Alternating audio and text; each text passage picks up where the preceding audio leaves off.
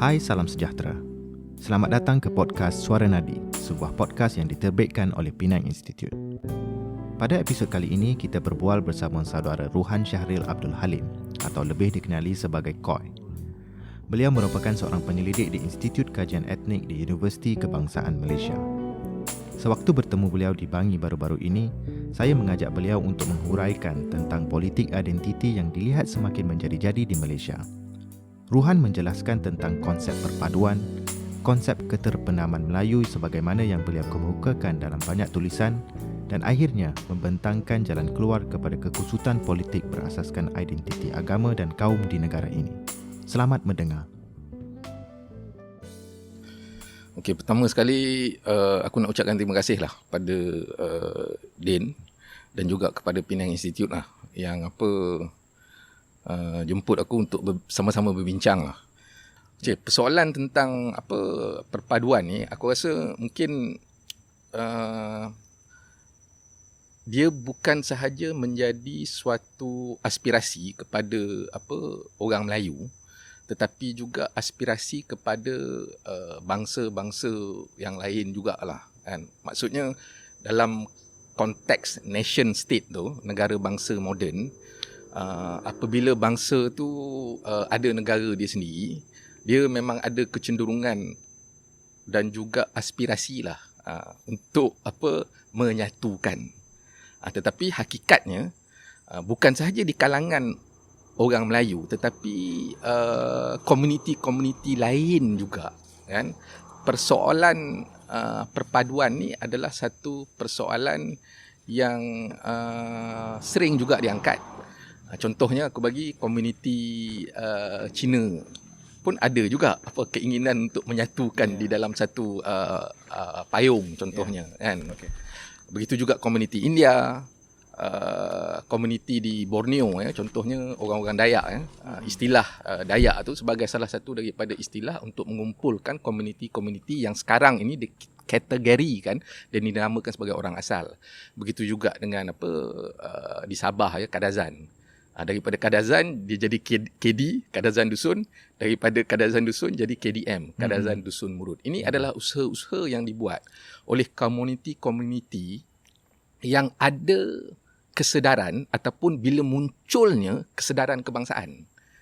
Bila munculnya kesedaran kebangsaan tu, bukan sahaja orang Melayu tapi komuniti-komuniti lain juga yang ada kesedaran kebangsaan. Bila kesedaran kebangsaan ni memunculkan dirinya, jadi dia memang ada aspirasi untuk menyatukan kan. Jadi komuniti-komuniti lain tu kita kena melihatlah sama ada sudah membulat ataupun tak. Untuk aku tak begitu gemar menggunakan istilah heterogeneous ataupun homogeneous, sebab even di dalam intra community, intra bangsa ataupun intra etnik, ini pun istilah ada banyak-banyak kita guna. Bangsa, kaum, etnik, ras. Ras, community kan. Ini pun orang tak begitu mempermasalahkan benda ni dan diterima sebagai terberi tapi dalam konteks ni aku rasa istilah yang aku nak pakai ni istilah bangsa Melayu lah.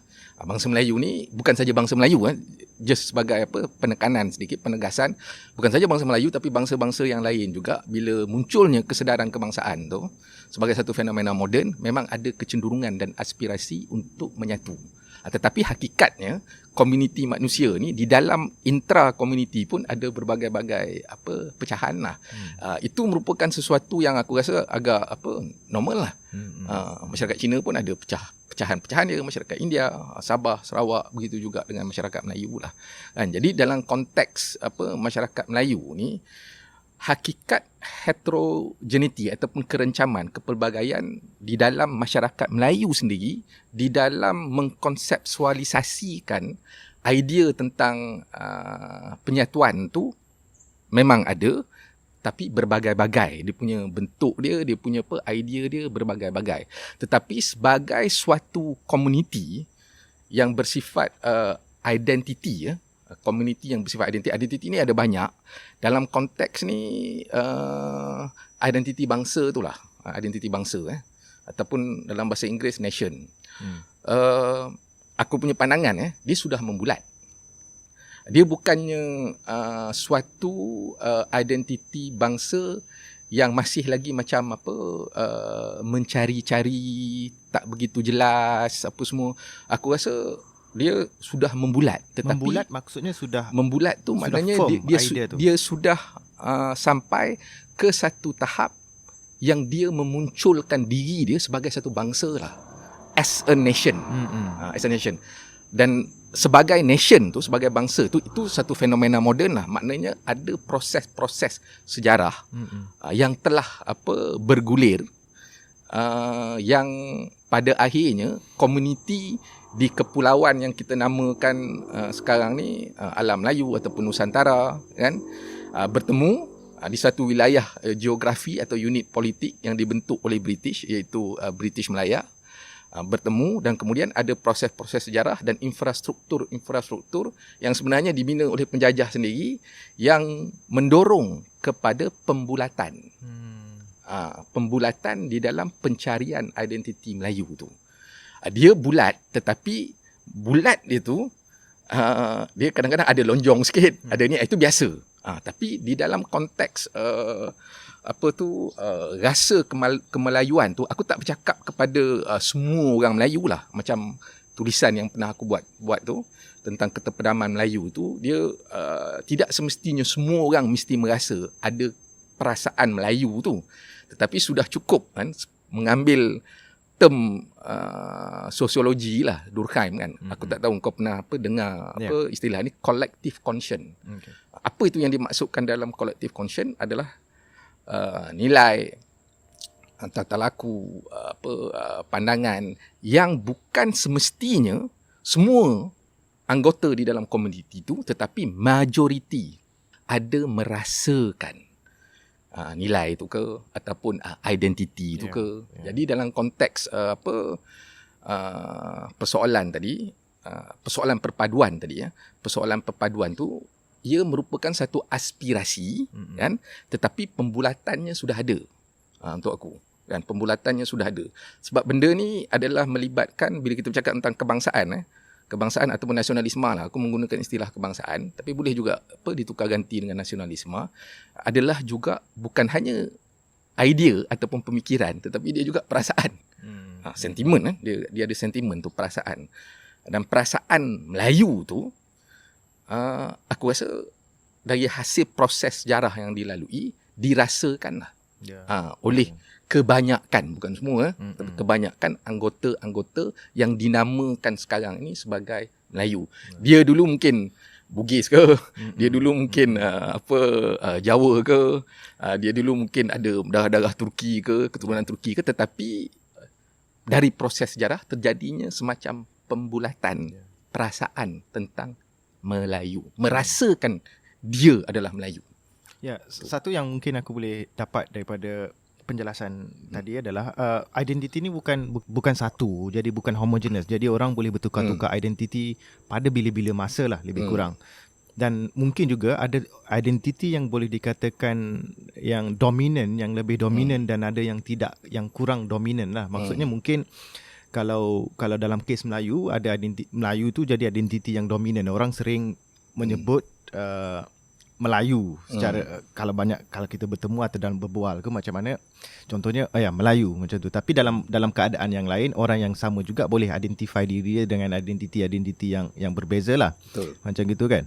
Cuma tadi bila engkau sebut tentang identiti bangsa Melayu yang dikatakan sudah membulat ini, jadi adanya rasa ataupun semangat untuk menjadi satu bangsa itu. Nah, itu kan aku nak tahu bagaimana punca lah, lebih kurang kalau bahasa mudah. Adakah ketika adanya ancaman-ancaman, maksudnya jadi ada threat ataupun bangsa lain sudah, atau orang lain sudah membentuk bangsa, dan orang di masyarakat lain turut merasa ada kepentingan yang sama untuk bersatu juga macam tu. So kan ada semacam, bukan musuh, tapi ada satu yang ancaman lain lah. Yang lain, orang yang lain, yang lain ya, the others lah. Ya. Macam mana? Aku rasa kalau kita bincang tentang kebangsaan ataupun nasionalisme, salah satu daripada unsur dia memang yang lain pun. untuk engkau mempunyai kesedaran ataupun consciousness tentang diri engkau. Jadi biasanya kau akan bandingkan dengan orang lain ataupun yang lain lah. Kalau dalam bahasa Inggeris orang sebut the other lah. Kan? Aku rasa itu sesuatu yang normal. Bukan saja hanya untuk orang Melayu tetapi juga untuk komuniti-komuniti lain jugalah. Tapi satu hal lagi yang aku rasa penting juga untuk diungkapkan adalah tentang identiti berbagai-bagai. Tetapi ada identiti yang durable. Durable ni dia bertahan di dalam jangka masa yang panjang, kan? Ada identiti senang saja untuk berubah. Identiti yang senang berubah ni contohnya macam kelas sosial lah. Sosioekonomi ya. Aku daripada keluarga keturunan pesawah padi. Kan? Tok aku duduk kat Tanjung Piandang, belakang rumah tu cakap kau ada bendang. Kan? Hanya dalam satu generasi saja aku dah jadi kira kelas menengah lah kan. Jadi identiti aku daripada petani, kan, keluarga petani, sekarang ni telah berganjak kurang daripada aku rasa satu generasi. Katakan dalam satu generasi itu kita ambil dalam 20 tahun ke, kurang daripada satu generasi aku dah berubah identiti kepada kelas sosial kelas menengah lah. Kelas menengah. Tapi identiti yang macam etnik, etnik itu identiti yang bukan mudah untuk berubah. Kenapa identiti etnik atau kaum ni dia durable sifatnya? Dia bersifat durable tu kerana ia merupakan suatu proses yang cenderung bersifat budaya yang panjang. Sebab ia melalui satu proses sejarah ataupun proses yang melibatkan unsur-unsur yang bersifat emosional lah. Identiti kelas contohnya, dia aku rasa lah, ni aku punya pandangan, dia kurang ada dia punya pengisian emosi dia. Pengisian emosi dia satu kerana dia boleh berubah. Kemudian satu lagi negara boleh campur tangan untuk mengubah. Kan contohnya macam aku cakap tadi daripada keluarga petani. So mungkin kerana campur tangan daripada negara melalui new economic policy ke, dasar ekonomi baru ke, masuk sekolah asrama penuh, aku terus naik. Dia tidak ada ikatan emosi yang kuat lah, kan, ikatan emosi. Tetapi etnik, identiti etnik yang kebanyakan scholar mendefinisikan etnik ni daripada sudut budaya lah kebanyakannya. Tapi tak semestinya, sebab definisi etnik ni pun kau tahulah di kalangan scholar ni dia ada perbezaan dia. Tetapi unsur budaya tu biasanya diambil salah satu daripada pemboleh ubah ataupun variable untuk menentukan ethnicity. Contohnya bahasa dia, budaya dia, adat istiadat dia, tradisi dia. Jadi bila kita cakap pasal benda-benda ni macam tradisi, adat istiadat, itu kan satu proses yang agak panjang yang kau inherit, yang kau warisi daripada dulu lagi lah. Dan kemudian ditambah pula cakap kau dengan sosialisasi daripada keluarga kau sendiri. Aku tak tahulah kalau macam keluarga-keluarga kat bandar ni, kelas menengah yang cakap orang putih tu, aku tak tahulah. Tapi aku ambil pengalaman aku sendirilah. Okey, aku ada 8 orang adik-beradik, ramai. Kami memang disosialisasikan sangat Melayu lah untuk aku. Jadi aku pergi berzanji, main kompang, gelanggang silat, masuk ada main silat. Kemudian mitos-mitos cerita tu, kalau macam orang tua aku ni dia tak berpelajaran tinggi sangat, tetapi dia membaca jugalah kan. Jadi buku-buku tentang hikayat hang tuah, hikayat merong mahawangsa. Jadi benda-benda tu ada. Kan? Jadi unsur-unsur yang bersifat emosi dan sejarah yang kau disosialisasikan, sama ada secara formal ataupun tak formal, sedar ataupun tak sedar, akhirnya dia menjadi sebahagian daripada almost hampir-hampir second nature kau lah. Second nature kau. Tetapi itu juga sebenarnya dipengaruhi pula kemudiannya oleh proses sejarah di tingkat yang aku bercakap tadi, mikro, aku dan juga keluarga aku lah mikro, tetapi di tingkat makro juga tu, itu pun mempengaruhi juga. Contohnya macam kau cakap tadi, Den, pertembungan dengan orang lain, yang lain, pertembungan dengan yang lain, dan kemudian pertembungan dengan yang lain tu ada proses sejarah dia, kemudian diceritakan pula. Aku bagi contoh satu, sebelah ayah aku ni memang petani lah, dia dekat Tanjung Piandang. Sebelah mak aku ni Pulau Pangkor kan. Jadi dekat Pulau Pangkor tu ada kejadian selepas pendudukan Jepun. Kan the interregnum tu. Ini diceritakan sendiri oleh nenek aku lah, tok aku ni. So nenek aku bagi tahu, kalau Tok Wan hang tak mati hari tu hang tak ada lah. Kalau dia mati hang tak ada lah. Kalau dia mati hang tak ada. Sebab apa? Sebab dia dah kena ikat cakap kau dekat pokok kelapa. Dia kena ikat dekat pokok kelapa sebab komuniti Cina pada waktu tu di Pulau Pangkor. Kalau kau pergi kat Pulau Pangkor, dia ada banyak macam rumah-rumah air dekat tepi-tepi tu. Kebanyakannya tu pun komuniti Cina lah. Dia ada komuniti Melayu. Macam moyang aku tu, dia buka satu kampung dekat Pulau Pangkor tu, kampung masjid kan. Jadi pada waktu Jepun, Tok Wan aku ni dilihat memakai seragam macam jaga lah. Dia dulu masa zaman pemerintahan British tu dia macam itulah macam jaga macam tu kan. Dia pakai uniform ni lah.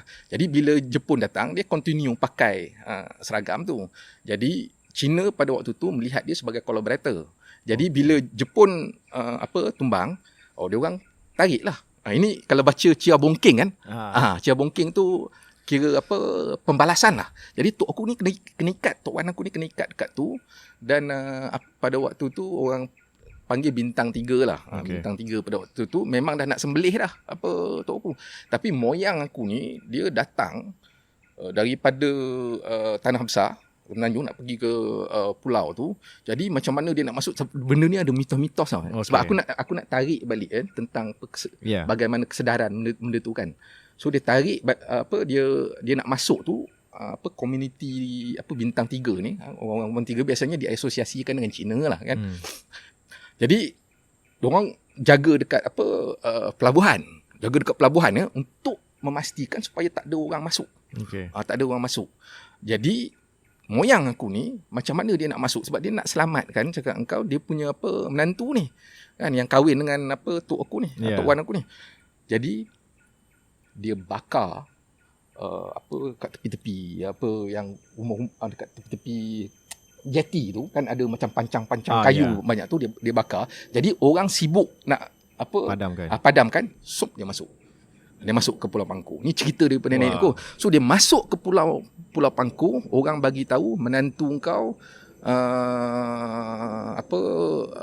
Aman ni, Abdul Rahman ni dah kena ikat dekat ni. Jadi dia kumpulkan orang kampung seperti mana yang diceritakan oleh Chia Bongking, sama yang nenek aku cerita. Dia kumpul dan mula beratib. Beratib ni la ilaha illallah, la ilaha illallah, la ilaha illallah. Kan? Itu menimbulkan satu semangat.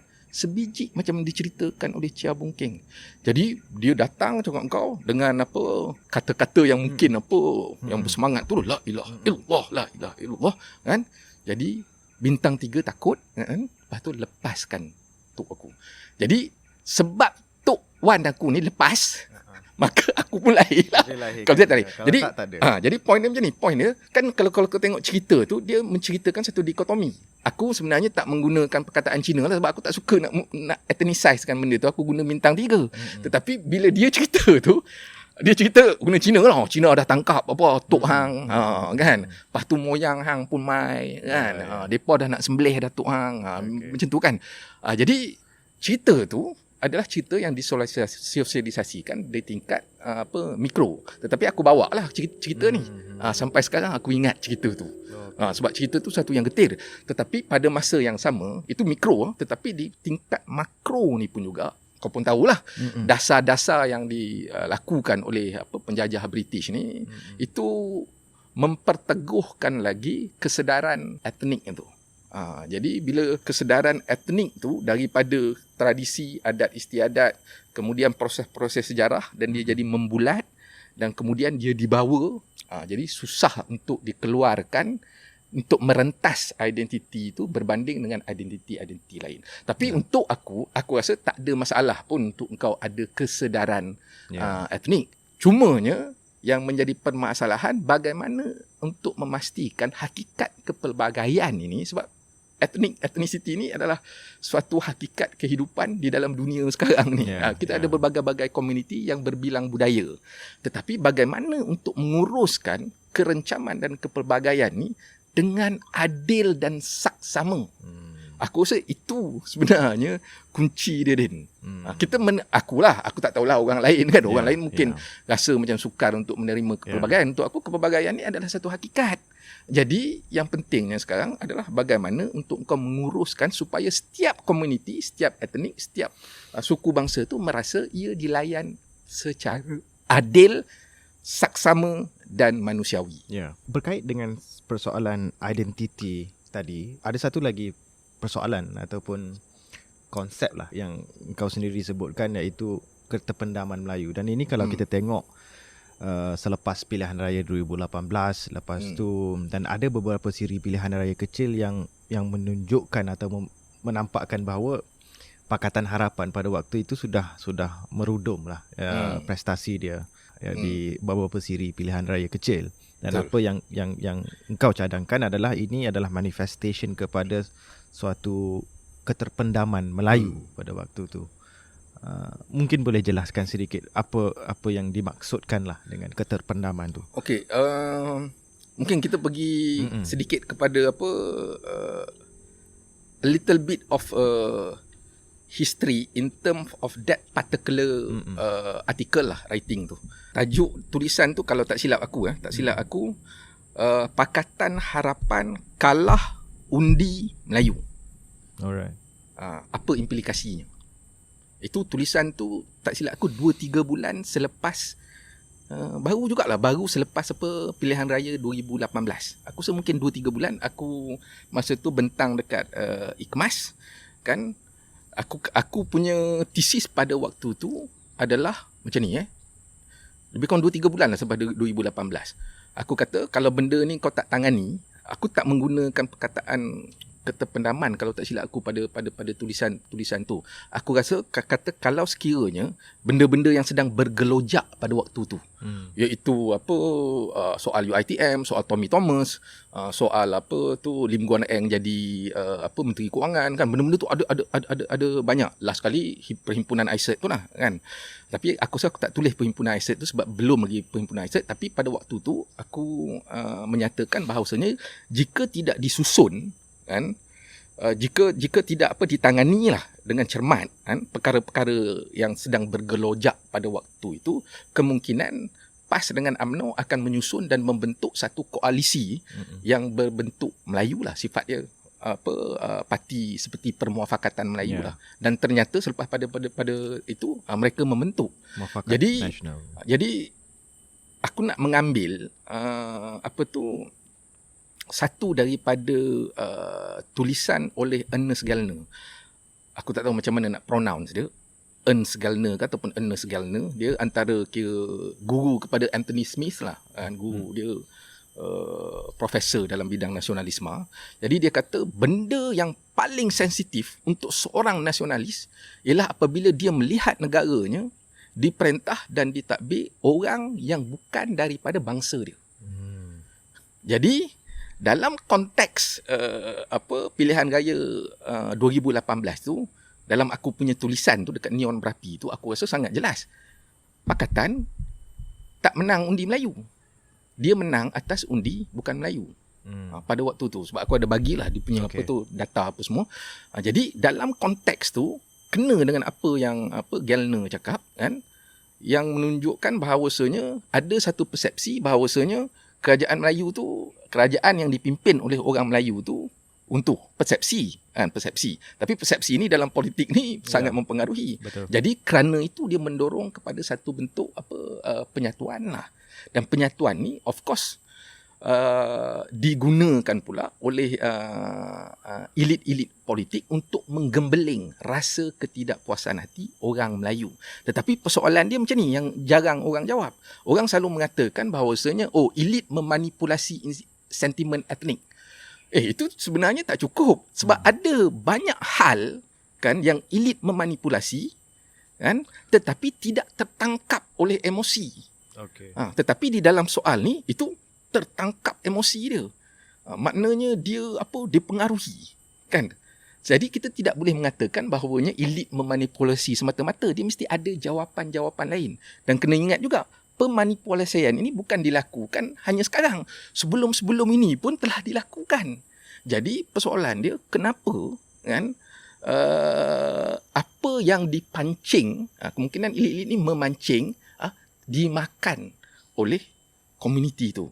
Kenapa komuniti itu boleh terbeli, terpancing dengan persoalan ataupun quote-unquote manipulasi yang dilakukan oleh elit-elit. Jadi dia tak semudah elit memanipulasi lah. Dan persoalan tentang semua itu telah dicapai, contohnya aspirasi-aspirasi itu telah dicapai, aku rasa persoalan ini sama ada dicapai ataupun tidak tu, kita kena lihat daripada realiti, bukti-bukti empirikal lah. Jadi kemungkinan ada persepsi-persepsi yang melihat ia masih belum tercapai lagi. Aku bagi contoh yang paling senang sekali, persoalan ekonomi lah. Ada orang kata tercapai, ada orang kata tak tercapai. Kan? Tetapi satu fakta, tapi satu lagi, apa yang dirasakan. Dirasakan ni tak semestinya dia objektif, bersifat faktual, tetapi dirasakan mungkin daripada dia melihat sekeliling dia. Aku bagi contoh, aku dulu duduk dekat Pantai Dalam. Aku pernah duduk dekat Pantai Dalam tu. Aku pernah duduk dekat flat Bukit Angkasa. Kau tahu naik atas tu, Bangsa South tu, kebanyakannya kondo-kondo, banglo-banglo tu. Okey. Kalau aku duduk dekat situ tu kau tahulah flat PPRT lah. Flat PPRT dekat Bukit Angkasa tu kebanyakannya adalah working class lah. Kelas buruh, apapun kalau peniaga-peniaga kecil kan, kira kelas bawahan daripada masyarakat Melayu. Dia jalan saja 2-3 kilometer, dia pergi tengok, cakap engkau, bangunan-bangunan yang tinggi ni, dia tengok orang keluar masuk daripada situ tu siapa. Kan? Fakta mungkin mengatakan sudah ada peningkatan kelas menengah apa semua. Tetapi kemungkinan kelas buruh, kelas bawahan masyarakat Melayu ni masih lagi melihat bahawasanya gedung-gedung perniagaan ke rumah-rumah besar ke, ini dia melihat dia membuat persepsi yang memberikan kemudiannya sentimen ataupun rasa bahawasanya tidak tercapai lagi.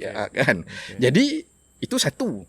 Dan satu lagi, aku rasa aspirasi tentang bahasa lah. Itu untuk aku yang paling jelas lah. Tapi bahasa ni bukan saja bukan Melayu. Yang Melayu sendiri pun tak guna. Kan? Aku mungkin boleh ambil Penang Institute. Kan? Mungkin Penang Institute. Aku tak tahulah. Aku tak baca sangat Penang Institute. Aku tak tahu bahasa apa yang digunakan sebagai suatu institusi negeri. Institusi negeri. Institusi negeri maknanya institusi formal di bawah kerajaan. Tapi adakah dia menggunakan bahasa kebangsaan di dalam tulisan-tulisan dia, penerbitan-penerbitan dia, seharian dia, ataupun menggunakan bahasa Inggeris ataupun bahasa yang selain daripada bahasa kebangsaan? Aku tak tahu. Ini satu persoalan. Bukan sahaja di Penang Institute, di institut-institut lain dan juga universiti-universiti lain pun perkara itu sama. Aku tak rigid sangat tentang bahasa. Kan? Untuk aku, kalau sekiranya orang yang kau duduk tu dia berbahasa Inggeris, dia tak boleh berbahasa lain, aku rasa okey je, kita cakaplah bahasa Inggeris. Kalau dalam tu semua cakap Mandarin, kan, dan ada semua orang faham Mandarin je lah, tak rigid sangat. Tetapi yang aku nak bercakap ni tentang perasaan yang dirasakan apabila kebanyakan orang melihat. Melihat. Tapi melihat ni untuk aku bukan sahaja oleh institusi negeri, universiti ataupun orang-orang bukan Melayu, tetapi di dalam orang Melayu tu sendiri. Tetapi benda ni sama ada Melayu atau tak Melayu dalam konteks bahasa, itu menimbulkan satu perasaan bahawasanya sebenarnya tak tercapai lagi. Kan, untuk memartabatkan bahasa kebangsaan tu, itu tidak tercapai lagi. Hari tu kami baru saja buat, boleh promote sikit tak aku punya channel lah. Okey, bukan aku punya channel lah. Ini channel dekat YouTube dan juga podcast Kawah Buku. Teh Tarik podcast Kawah Buku. Kami baru buat interview dengan hari 30 hari bulan, 3 bulan akan disiarkan dengan Johan Jaafar dan juga dengan Kusman. Dua orang tu membincangkan tentang Kajai. Tapi ada satu persoalan tu aku rasa menarik yang ditimbulkan oleh Tan Sri Johan adalah dia mempertanyakan audien tu sebanyak mana public listed company kan, syarikat-syarikat yang disenaraikan di Bursa Saham Kuala Lumpur tu menggunakan bahasa kebangsaan di dalam mesyuarat mereka. Tak kira lah syarikat Bumi Putera ke syarikat ni, itu satu persoalan yang untuk aku menangkap yang diajukan oleh Tan Sri Johan Jaafar. Jadi persoalan ni, kalau dia sebagai elit yang menggunakan pelbagai bahasa pun mempersoalkan tentang persoalan itu, apatah lagi orang-orang biasa yang cakap orang putih pun tak tahu. Contohnya macam keluarga aku lah. Aku balik kampung cakap mana dia cakap orang putih pun. Kan? Jadi bila dia melihat benda-benda ni, dia akan merasakan bahawasanya aspirasi kebangsaan Melayu tu masih lagi belum tercapai lah, dia punya perasaan tu. Dia rasa belum tercapai lagi. Rasa tu rasa berubah-ubah, tetapi macam aku cakap tadi lah, dia rasa yang bersifat kebangsaan ni itu bila dia dah membulat. Kan? Kalau sebelum membulat dia memang terpencah-pencah dan cair lah. Bila dia dah membulat kerana proses sejarah tu, dia ada kecenderungan untuk durable, bertahan lama. Kan? Jadi aku rasa dalam konteks tu memang ada pelbagai-bagai rasa. Dalam tulisan aku tentang keterpendaman Melayu tu pun aku jelaskan bahawasanya intensiti berbeza-beza, ada berbagai-bagai sisi yang diambil dan aspirasi yang diangkat juga berbeza-beza, tetapi itu tidak menafikan hasrat itu tu collective conscience. Nurani kolektif. Kebanyakan bahawasanya ada keinginan untuk memartabatkan salah satu ataupun kesemua ataupun sebahagian daripada aspirasi-aspirasi itu. Minta maaf Din, aku promote satu sekali lagi channel dekat YouTube Kawah Buku tu. Channel YouTube Kawah Buku tu siri yang lepas Menjadi Malaysia, tajuk dia Entrepot, Orang Asli dan juga Kerajaan, Kingdom lah, Malay Kingdom. Daripada situ aku memang telah menjelaskan lah bahawa kita memang ada tradisi juga engkau untuk berinteraksi dengan orang luar. Kita punya lokasi, kita punya material condition kan. Kita ada tradisi yang memang bersama-sama merayakan dan mengangkat orang luar juga. In fact kalau salah satu daripada tulisan oleh seorang profesor lah daripada UM, Lin. Aku tahu nama dia Lin ni, dia Harvard graduate now, PhD lah. Harvard graduate, dia buat tentang orang asli. Aku ada baca satu tulisan dia. Ada satu komuniti orang asli ni, kalau tak silap aku temuan dia melihat bahawasanya Hang Tuah tu adalah daripada komuniti dia. Dia ada mitos yang macam tu. Kan bahawa Hang Tuah ni adalah daripada komuniti Temuan, kalau tak silap aku. Tapi komuniti tu aku tak tahu, tapi memang ada mitos yang macam tu lah. Betul tak betul kita tak tahulah, tapi itu adalah satu kepercayaan. Yang ini untuk menunjukkan bahawasanya Kesultanan Melayu pada waktu tu lah. Pada waktu tu mungkin Kesultanan Melayu tu memang kurang sesuai nak digunakan sebab kesedaran Melayu tu mungkin belum membulat lagi. Mungkin kerajaan-kerajaan lama, kerajaan Melaka ataupun kerajaan yang sebelum-sebelum tu pada waktu tu memang ada tradisi untuk menerima orang luar. Termasuklah kalau dalam konteks Hang Tuah ni sebagai salah seorang daripada orang yang kita kategorikan sekarang orang asli, diangkat cakap engkau dan menjadi Laksmana. Kan kita ada tradisi yang macam tu. Cumanya itulah aku cakap tu, bila fenomena kebangsaan tu, satu fenomena moden muncul yang itu tu menimbulkan pembezaan lah. Permulaan kepada pembezaan yang agak ketara kan, antara siapa yang Melayu, siapa yang bukan Melayu. Kemudian yang lain-lain tu pula, yang Bugis, Minang lah apa semua, dirangkumkan menjadi Melayu, khususnya melalui proses sejarah kolonial juga kan. Dan pada akhirnya pembentukan komuniti yang ada hasil daripada warisan penjajah ini kan, yang terbentuk daripada warisan penjajah ni, walaupun dia ada bentuk yang bersifat kerjasama politik, yang bersifat consortionalism lah. Yang ini tak silap aku Lippert kot yang cakap benda ni. Ya, bukan Samsul. Lippert kan yang teori consortionalism tu. Sebenarnya kajian dia kajian tentang Malaysia. Yang bagaimana dia melihat bahawasanya elit-elit daripada komuniti yang berbeza duduk bersama. Kita ada tradisi itu. Sebenarnya tradisi itu bukannya moden saja. Sebelum tu pun kita ada. Syah Bandar daripada komuniti lain, Laksamana daripada komuniti lain, mungkin ada beberapa lagi itu ada komuniti-komuniti lain kan. Maknanya sudah ada tradisi yang sebegitu kan.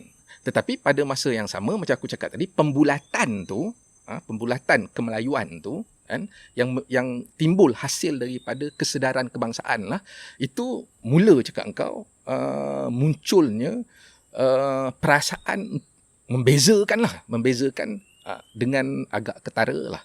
Tapi kenapa ada pembezaan tu, itu kita kena melihat proses sejarah lah. Salah satu daripadanya dasar pecah dan perintah, kemudian event-event yang macam aku cakap tadi, macam Chia Bung Keng punya buku tu kan, Red Star over Melaya, benda-benda tu dia memperkukuhkan lagi identiti etnik masing-masing. Kenapa? Sebab di dalam proses sejarah tu ada etnik kan dilihat dia didiskriminasikan, dia dilayan dengan secara tidak adil, dia mungkin dibunuh kalau sekiranya pada waktu interregnum dekat Jepun tu, baik komuniti Melayu ataupun komuniti Cina. Yang ini memperkukuhkan proses sejarah tu, memperkukuhkan identiti tu, kesedaran identiti yang bersifat etnik tu. Jadi berbalik kepada langkah Sheraton tu, kalau aku punya pandangan, langkah Sheraton tu adalah manifestasi kepada keterpendaman Melayu juga, kan. Tetapi pada masa yang sama, dia bukan seluruhnya keterpendaman Melayu, tetapi ada jugalah kan unsur-unsur yang bersifat mikro. Unsur-unsur bersifat mikro ni adalah unsur-unsur cita-cita peribadi individu itu sendiri. Kan, kalau kau tengok aku tak tahu kau baca tak tulisan Wan Saiful Wanjan yang dia bentangkan dekat Yusof Ishak Institute. Tajuk dia, kalau tak silap aku, kenapa Pakatan Harapan runtuh. Kalau kau baca dalam tu data-data dia, untuk aku agak jelas ada semacam keterpendaman Melayu. Keterpendaman Melayu ni dalam konteks ni ialah apabila pimpinan-pimpinan politik di dalam Bersatu tu sendiri melihat bahawasanya DAP ni mengganggu di dalam cita-cita dan aspirasi untuk merealisasikan sebahagian, seluruh ataupun salah satu daripada 7 aspirasi nasionalisme Melayu yang aku tulis tu. Gangguan daripada DAP ini mendorong kepada usaha-usaha untuk menyatukan semula. Sebab berbalik kepada yang aku sebut tadi, Gellner tadi tu, benda yang paling sensitif untuk nasionalis ni apabila dilihat, tidak semestinya betul, tetapi dilihat seen the other control, the so-called the power, political power of the country. Jadi daripada situ, kalau baca Wanjan tu, jatuh saja Pakatan Harapan tahun 2018 tu, sudah ada gerakan untuk menyusun kembali. In fact, dalam tulisan aku dekat Neon Berapi tu, tajuk dia yang aku bagi tahu, tajuk dia tadi kan, Pakatan Harapan kalah undi Melayu tu, itu tu aku sudah menjangkakan bahawasanya akan ada satu penyusunan semula politik untuk memastikan bahawasanya kuasa politik Melayu tu masih lagi di tangan orang Melayu. Kan, secara di tangan orang Melayu ni, dia punya rasa tu dia pada waktu tu dilihat sebagai orang Melayu dah tak pegang. Kan, betul tak betul itu bukan satu persoalan dia tau. Persoalan dia apa yang dirasakan dan yang dilihat. Dan yang dilihat tu tak semestinya berdasarkan kepada fakta lah. Aku rasa dalam konteks kesarjanaan, persoalan rasa ni itu jarang orang sentuh. Yang banyak sentuh tentang benda ni untuk aku adalah Anthony Smith lah. Anthony Smith ni dia ambil dimensi tu, dimensi sosio-psikologi. Dia seorang scholar antara yang tersohor lah untuk aku dalam nasionalisme ni. Sebab sebelum Soviet Union berpecah menjadi negara-negara di atas garis etnik, Uzbekistan, Kazakhstan tu kan negara-negara yang berasaskan kepada etnik. Sebelum tu dia dah tulis tentang apa tau? The ethnic origin of nation. Okay. Untuk aku kena check. The ethnic origin of nation. Kan, walaupun dia punya kajian dia tu lebih kepada kajian yang bersifat sosiologi sejarah ke zaman dahulu dan juga di benua yang lain lah, bukan benua kita lah. Kan, tetapi ada beberapa dia punya ajuan. Dia punya ajuan tu itu kita boleh ambil contohnya dalam konteks emosi, collective memory, collective history, benda-benda yang macam tu, public culture. Kan, yang itu ditekankan oleh Anthony Smith lah, untuk dia memerikan fenomena yang dinamakan nasionalisme ataupun kebangsaan. Dan kita boleh guna benda tu sebagai sebahagian daripada kita punya alat analisis lah untuk memahami langkah Sheraton. Kan? Okey Koi, aku rasa sebenarnya banyak soalan nak tanya lagi, tapi okey, kita kesentukan masa. Ya, betul. Dah mungkin Ada batas lah biasanya ya, podcast ni kan. 45 Kalau minit. lama sangat nanti orang boring pula. Ya. Apalah Mamat ni melalut dengan kau. Kan? Ya, so terima kasih banyak-banyak kerana meluangkan masa dalam podcast Suara Nadi. Mungkin kita boleh bertemu pada lain waktu lah. Terima kasih banyak Koi. Okey, sekali lagi aku nak ucapkan terima kasih kepada Din dan juga terima kasihlah kepada Penang Institute kerana sudi untuk berkongsi-kongsi pandangan lah. Harap kalau siapa-siapa yang mendengar ni memberi kritikan balas. Aku suka suka yang bersifat kalau sekiranya kita mengajukan jangan terima. Fikir dan ajukan kritik balas. Okey, Terima kasih Din. terima kasih Koi.